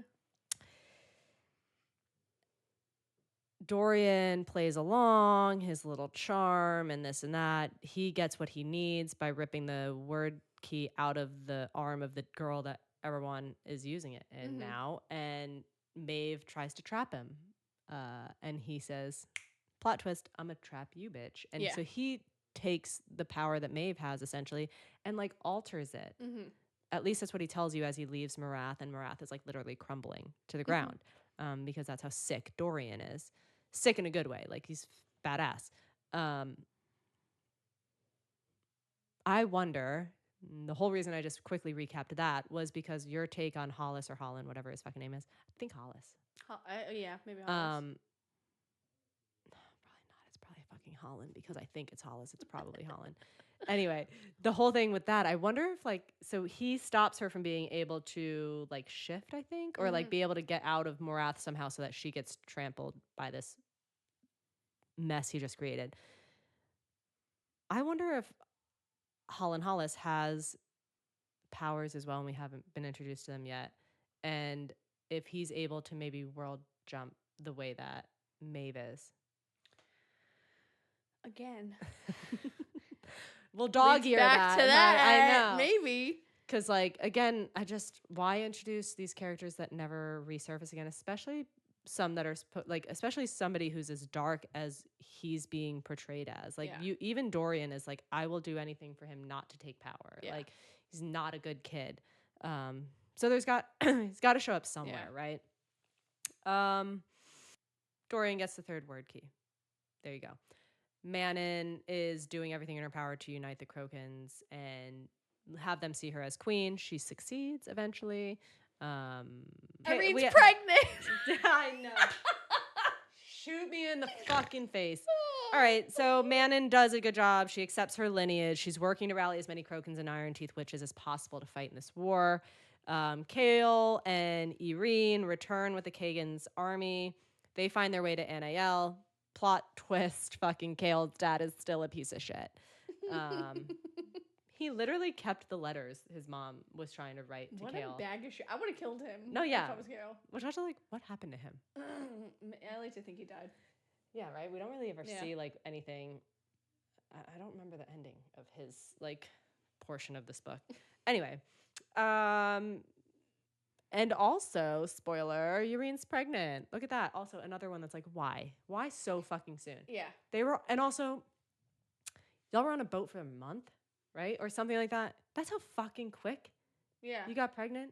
What, you're not taking a tonic? The first raw dog? And you're a healer. What are we doing here? I'm pretty sure it's only raw dogs. That's true. Ew, I don't want to. There's no way. They didn't have condoms in fairy universes. But they did have tonics. Yeah, they have tonics, and she's a healer. You know, I know you have the ingredients. Okay, lady. Anyway, again, it's just one of those things like, I don't know, whatever. Whatever. It's like, it's unnecessary. Dad's still a piece of shit. Anyway, we don't know what happened to Kale's dad. I also can't remember his name. I mean, there's just battles. Everybody's fighting. People are finding their way to each other. That was the other thing. It was always like, and was not expecting to look up and see so-and-so walk through the flaps. And I'd be like, but who is it? Yeah. You know? And so that happened a lot in this book. Yeah. You're just like, okay, they kept waiting for Knox to walk in and Aelin be like, oh my God. Never fucking happened. So Dorian gets the third word key. Finally, he's flying as fast as his little crow arms can take him. What? His little crow arms. Although he does shift into a wyvern, I think, at one point because he sees all the witches heading to Orinth. And so he's like, oh, I need to blend in with them. So then he finds Aelin, and immediately they're like, you have the third word key. And they're like, we need to forge the lock now. And Aelin's terrified. Rowan's like, can we please not do this? She's like, no, we have to. I can't ask Dorian to do it, this and that. She's like, I want out. I don't want to do it either, you know? So then she's like, maybe if we do it together, because he's so powerful too. And so they do. They go off. I don't think it was necessary to do it right then and there. Mm-hmm. I do think, like, you wasted time doing that. You should have focused on getting to Orinth and, like, but I guess they don't know the level of the battle that's going on, right? Yeah. Anyway, they forge the lock, and what else happens? Then they go and they battle the shit out of Marath. The final battle was intense. Obviously intense. Yrene proves to be the most surprisingly important characters because of Elide having the foresight to be like, we need to separate Erewhon and Maeve, right? And you need to basically exorcise the demon. This house is cleansed. Literally, that's what she does, Oh though. my So God. she battles with the help of Dorian being magically amazing. She exorcises fucking the Val Prince King Erewhon out of Erewhon's body. She destroys him. Whatever. She destroys him. You know, you've read the book. Aelin goes up against Maeve, even with all the odds stacked against her. This chick is powerless now because of the fucking forging of the lock. Which you may be asking, how is Erewhon still there to battle, even though they forged the lock? We're going to get into that. Anyway, but Aelin going up against Maeve and Erewhon, like, with zero hesitation, obviously we know our girl had something up her sleeve. Oh, yeah. One more trick. She had one more trick, even without any, barely any power, with the exception of, like, lighting a candle. And plot twist, spoiler alert, Terrasen is saved in the end. Obviously, we have a happy ending, which Kelsi has a lot to say about that. Yeah. This is a whirlwind, kind of version of our recap of 1,000 pages, because I just can't do it anymore. There's key pieces left out of this recap a little bit, probably, but we'll get into those as we talk about the moments that really stood out to us. Do you feel like this book was a satisfying conclusion to the series? Yes, I guess. I feel okay to lead back to, why does everything have to be a happy ending? I know. Like, obviously some people died and stuff like that, but, like, I'm okay with a main character dying, or, like, a relative main kind of character. So I guess that's, like, there was this whole lead up for several books that somebody has to sacrifice themselves in order for all of this to work. That did not happen. They found a plot. They found a workaround for that, which I get it. I don't think I would want to sacrifice myself fully. I think Dorian was ready to, though. Yeah. Dorian was kind of pissed at the forging of the lock when Aelin, like, kicked him out of that, right? So they go in to do it together, and here comes Daddy King of Adarlan, Daddy Dorian, and he's like, I'm gonna help. And they kick Dorian out. And he's like, what the fuck? And I get it, though, because they needed somebody to still retain all their power. I think Aelin felt that, like, I'm going to use up everything. We can't both be powerless. Like, somebody has to come in and save. Somebody has to lead. Somebody this, blah, blah, blah. But I agree. I think that, like, you know, I was devastated about the 13. Spoiler. Yeah. The 13 sacrificed themselves. Yeah. I sobbing. So sad about that. Necessary, they did a great job. And Astrid got her kill on the grandmother. Fuck you, grandma. But that was the thing, even, like, it was like most of 13 we don't know. No, I know. Again, So well, it was like I would love a little novella about the 13. Like, Yeah. tell me more about that forming. Let's go back 100 years Yeah. and like show us, Manon a little bit more cutthroat. Was she still kind of fighting her desire, her humanity, because she Yeah. always had this in her, I have a feeling. Yeah. I'd love to know Astrid's story a little bit more, and some of the other people get to know them a bit. Mhm. Yeah, I don't know. I think it was a fine conclusion. I think the battles were epic. I do think she did Yeah. a good job with that. Again, I think maybe just a little bit longer than I needed it to be. Yeah. I think. And R.I.P. Gabrielle. Yeah. Gabriel. I thought that was so unnecessary. Mhm. What a weird character to choose to kill. Yeah. But again, I think it's another one of the like he's kind of a main character, but he's not. So it's not. It's like, a cop out. Yeah.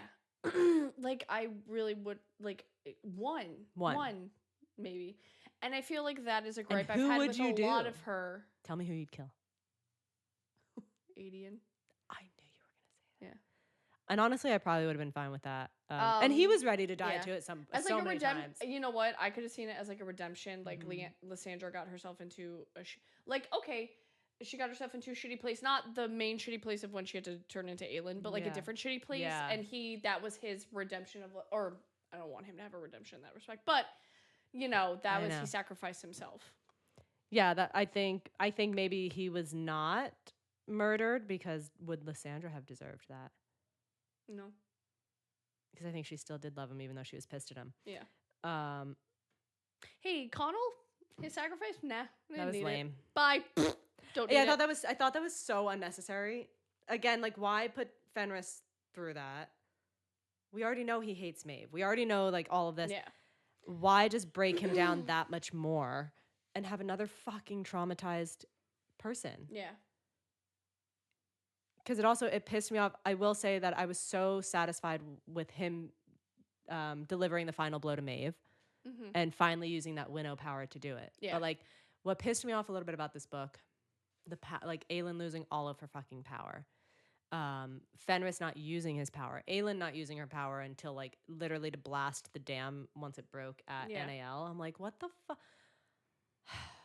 It's just so many moments. I'm like, wonderful writing. I love Sarah J. Maas, but this book was frustrating because I think, again, it's always like, how do you wrap up a series that's so big and means so much to everybody? Yep. Right. I guess was it needed in the plot to try and get Fenris to break? Like, was she trying to maybe hurt Fenris to the point of like maybe getting Aelin to cave? Manon facing the matrons, I really did like that. That was really good. To show that she is not who they built her to be. 100%. I think it was needed. I think it was needed for the Krokans to see that like Krokans, that she meant business. She was done. She was done playing their games. She was pissed that she'd been manipulated her whole life into murdering countless Krokans, which are her people. Yeah. That is so fucked, Grandma. Yeah. Fuck you, Grandma. I was a little disappointed in when she went to the like Petra and them, and then it got back to the matrons, and the matrons came to like battle that out. I was a little bit like the hesitation was annoying, and I wish that more of the witches, to be completely honest with you, sided with her. Yeah. I think that was weak that so many of them were still battling on Erewhon's side. Yeah. Yeah. I think they liked being evil. Really? Yeah, I guess that's the whole point, right? So satisfying though when Manon did battle the matrons and her grandmother just turned and hightailed it. Yeah, like that was so good. Like, you little bitch. Yeah, because Manon could have delivered that blow, but she knew Astrid deserved to end that woman, and so fair, and she did. I just wish Astrid didn't have to die in order to deliver that blow. Yeah, but you got to take out those witch towers, man. They were fucked. Yeah, they were. So we're gonna start our little fun segments because we need to have fun with this because my brain's going to explode. Please, God. Let's do hot take or hard pass. So we're going to defend our stance on a couple, what would you call these? Items in the books, moments in the books, whatever. Hot take, you agree. Hard pass, you disagree. Okay. Chaol had the best character arc in the entire series. Between him, I think him and Dorian are neck and neck. Okay. because in my eyes, I mean, Aelin did too, but For she sure. kind of but like I think at a point she kind of plateaued a little bit because like okay, well you're gonna be the queen. You're Yeah, gonna be the I queen. don't. I'm honest. I'm gonna Yeah. full stop. This might be a hot take, but like, Aelin's not my favorite protagonist No. I've ever read. You know, Ditto. necessary, great character, not my favorite. Yeah. Maybe earlier in the series I liked her a little bit better. But yeah. Anyway, Kale had the best character arc in the series For sure. Again, Tower of Dawn, essential. I Sorry, it's know. not optional. Yeah. Could it have been smaller? Probably, but but I do think in order to understand Irene, especially Irene, I know. Well, we needed to get her in Yeah. the series. Obviously, we needed to get her in the series. She saved because she everybody really from Erewhon. is, like she really I was think like that the main. yeah, a hot thing. take. I agree. Tower of Dawn is essential. I might hard pass Kale as the best arc in the series. Okay. I don't think he changed all that much. I love that he healed. I think that he did a lot of work, but I think there's other arcs that might have outdone him. Again, Dorian's. I love where he went, and Manon would be my argument. Yeah. Yrene is the true hero of Kingdom of Ash. Yeah. Yeah, I mean, hot take. I do. Agree Yeah. for sure. I do think. Yeah, she gives Aelin a run for her money in terms of Yeah, that. just kind. There's the, Mhm. like I said, kind, honest, powerful, but in a like she realizes that she's one like I'm the giver of life, kind of deal, Yeah. and so she's fighting the darkness with her light, Yeah. kind of. Aelin should have kept her powers. Correct. Fucking Yeah. I think Dorian should have lost his powers. Like I think he should have been the one. Sorry. Okay, I think he should have been the one to but she lost her powers but then she became like full fae, right? So she's now immortal. So like I I think so. understand She gave up her why humanity. I guess I understand the reason it happened because now she's immortal and I think there's I think there's a slightly bigger topic to that, and maybe we'll save. We're gonna go to court at the end of this before we wrap this episode. So Okay, let's sorry. save that for that argument. Okay. Maeve was a better villain than Erewhon. Yes. Yeah. Yeah, for sure. I think fully agree. Hot Mhm. take, yes. Yeah. I mean, Erewhon was just kind of using other people to do his bidding. Like Maeve Yeah. is I mean, Maeve, evil. She was the one pulling the strings. Yeah. In And she's so the whole many reason ways. Erewhon and all of them ended up in this world to begin with because Yeah. she was just bored. Like she's like, I'm bored. I don't like my husband anymore. Yep. Like, Bye. Go into a different world. yeah. Let's get a divorce. Lorcan deserved his happy ending. Yes. I like Larkin. I like him. I'm gonna I think say he did. he deserved a lead. A lead deserved his little grumpiness. Yeah. And not that she deserved the grumpiness, but like, yeah. He deserved He deserved it. Yeah. 500 years of pining over Maeve, you're fuck good. that, dude. Yeah, fuck that. The 13 had the most impactful sacrifice in fantasy. Correct. I haven't read all the fantasy Correct. books in the world, but I broke apart Yeah. at that sacrifice. That killed me. At least in All the of ones that I them. have It was read, so that's for sure. badass, just flying to like, oh my god. I Yeah. mean, just and the fact that the fucking wyverns did that, like they had they were not like they didn't try to avoid their fate. They were like, yeah, we're gonna do this. Yeah. All right, so we're gonna do a little would you rather here. Would you rather be trained by Rowan or Fenris? Rowan. Really? Immediately. I'm gonna say Fenris just because I've got a little lady boner for Fenris. Okay, me for Rowan. Yeah, fair. Yeah, for sure. Fair. I like that we're like, I don't care their fighting styles. I want to fuck them. Oh, God. Yeah. Just Okay. yeah. For sure. Period. Heal with Yrene, meaning like have healing powers like Yrene, or wield fire with Aelin. Probably wield fire. Nice. Yeah. Probably me too. I feel like fire signs. Yeah. Would you rather Yeah. ride Abraxas or one of the Hrks? Oh, Abraxas. Yeah, I think so too. Yeah, he's I got love personality. him. I like that. I want to smell flowers with him Yeah. and just He'd have be his my little boy. leathery wing over me and keep me warm and safe. Hell yeah. Live in Antigua or Terracin? I want to say Terracin because I love trees and grass and all Yeah. of that, and like ride a little horse through it, even though whatever. Antigua's badass though. I hate sweating, so that's a no go for me. So Terracin. Yeah, Yeah. Okay. No, couldn't do it. Kerrison, join the 13 or Rowan's caterer. Cadre, maybe? Shut the fuck up. Is it? Just tell me which one you want to join. I'm done. I'm done. 13, baby. There's no way it's cadre. Are you thinking like padre? That's how you said it the whole time. Yeah. Rowan and his cadre. That's hysterical, actually, dude. That's Wait, so okay. good. Continue. Yeah, Now I need I'm to gonna look that join the up. 13 because witches, obviously. Fight Maeve or Erewhon. Fight Maeve or Erewhon? I think Maeve would be a funner fight. I do too. I think Maeve would be a funner fight. I think Erewhon's kind of lame. Well, yeah, you're gonna figure out how to say it. I think it's cater. Cadre. Shut the fuck up! Yes! I bitch! quit. I'm done. That's a kids do. I bet you I could still spell more words than you, though. Okay. Damn well. it, dude. No way. Yeah. Cadre. Okay, cadre. Okay, say it again. Cadre. Okay, Cadre. No, I don't believe you, though. How?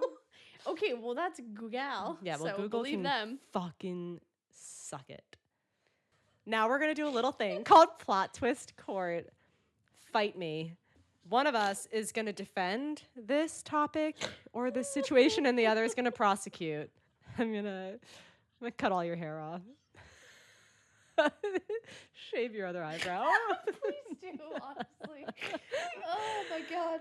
All right, because something really made me mad in this book, and it was Aylin's decision regarding the lock. Basically, her and Dorian go to forge this lock. She and Daddy Aderlin kick Dorian out. Then Daddy Aderlin like disappears too, right? I know. And Aelin says to the gods before they all go to their own worlds, "Fing," she says, "I'll make a bargain with you." I'm so mad at your socks and flip-flops right now, by the way. She says to the gods, "Leave everyone, but keep Elena alive in the afterworld." What are we doing? I can't. I'm so mad. One, why even say that? The whole point of the lock was to go send Erewhon. The gods were supposed to kill him. Thank you. She says, "Leave him for us to deal with." Bitch, you haven't even reached the fight yet. You're a week out still. He's decimating your homeland. Yep. And you're just saying, "We'll keep him. We'll deal with him. But save Elena." Now, what happens to Elena, Kelsi? She dies. Diana says, "Here's what I think of this bargain." Poofs Elena into fucking dust, astro dust. And then they all go off into their own worlds. So like, here's the thing: we're gonna leave you Erewhon, and we're gonna kill Elena. And Aylin's literally like, "What?" I will say, doesn't she do some sick shit though? She puts like some demons and like she rips a hole into the gods' world too, and like all the demons get put in there. So now they have to fight their own shit, which is great. That was genius. Well done, Aylin. How fucking stupid, though, are you? Now you've given all your power. You have no power. Yep. And you said leave Erewhon for us. For who? Who? Who was us? So, I want to prosecute because obviously I don't have a defense to that because I also agree. Can the defense? What is Your the Honor, defense? can the defense flip flop a little? Your Honor, the defense rests. Like, is there even an argument? Like, please, anybody out there that thinks that was the right move, why was that even? Why did she even have that thought? She thought she was being clever, I guess. I don't know. What is it? And like, why? So Did you Gavin think can because have she Elena. thought- yeah, but then did you think that like because of maybe she thought she was like looking back on her her bargain with Maeve and she's like release Rowan. Yeah, think maybe. maybe I she don't was know. I cocky? think I think sometimes she definitely lets the ego like take over. She like wanted like one last thing. She's like, if I'm gonna die here, I'm gonna like one last thing. But Yeah. here's the thing: if you were about to die, you were still leaving everybody behind with Erewhon still existing. Yeah. And you needed your powers. That's why I don't think that the timing of the lock. I think that it could have waited. I think you could have gone and fought this battle with your full powers. Mm-hmm. And stood a chance. I don't know. It just really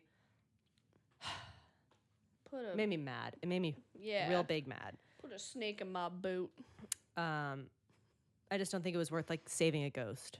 I'm sorry, I don't. Especially because, I mean, let's talk about it. Elena was the one that fucking put them in this position to begin with. Thank you. Why are you saving somebody that put Like, you here? yeah. She's fucking stupid in the beginning. Yeah. She's still fucking stupid. Even What Brandon are we was doing? mad. Yeah. Brandon was like, yo, my kid is fucked up. Yeah. I just, no sense. Nonsensical. There is no defense. I rest my case. Arrest her. I win. I picked the easy side, though, because it made me mad from the get-go. Oh, my God. Anyway, again, which I kind of started to say in the beginning, is I think that what makes Throne of Glass, this whole series, so special is that it's not just the battles, not just the fantasy, the romance, the magic, even though I think all of that is super compelling for the fans. I think, like, the thing that the recurring theme is hope in all of this, is friendship and sacrifice, even though I think we both agree that, like, would have been nice to see a main character. Like, I know there was a lot of heartbreak. I definitely cried more than once in this book, more so than any of the other books. But, like, maybe there could have been someone else that, like, maybe actually fulfilled a sacrifice. And it was like there was so much Build up. Build up and build up. That's what I guess I'm going for. On these sacrifices have to be made. Somebody's got to die in order to. And, like, I understand, like, okay, like, yeah, Mr. King comes in and is like, oh, hey, I'll sacrifice myself because I'm nameless and whatever. But also, like, no. Yeah. Like, let somebody do something. Yeah. Like, although I will say, like, if we're talking about arcs of the series, like King of Adarlan, he gets my rose. Honestly, at the end of the day, like, I know that's probably maybe not the most expected answer, but, like, I want his story now. Yeah, there's probably more to be said on that, but maybe we'll hear a little bit about it in Assassin's Blade. I don't know yet. We'll see. So, before we officially close the book on all of Aurelia, there's one story left for us to read and dissect with you, and hopefully not lose our minds like we did in this one. Hopefully you stuck through all of that. The next episode, we'll be discussing the Assassin's Blade, and I'm sure some of you may have opinions on the order in which we've chosen to do this, but it works for us, so leave us alone. I was already past the point where you're supposed to start reading it anyway by the time. And I also I didn't pay attention to all of that too closely. Like, I just kind of read it in the way that publication, right? Yeah. And yeah, I think it's gonna be fine. Like, I'm excited to kind of go back and see the beginning of it all. Yeah. So we can't wait to talk about all the moments that now will carry so much more weight with it. Thanks for joining us for another riveting episode of Plot Twists and Deep Thoughts. I think you can tell we need a little bit of a break. A bit of a breather. So we'll be back in a couple weeks with Assassin's Blade. Yeah, I think that's it for today before I Peace up. A-town down. Yeah. We'll see you soon. Go follow us. Bye.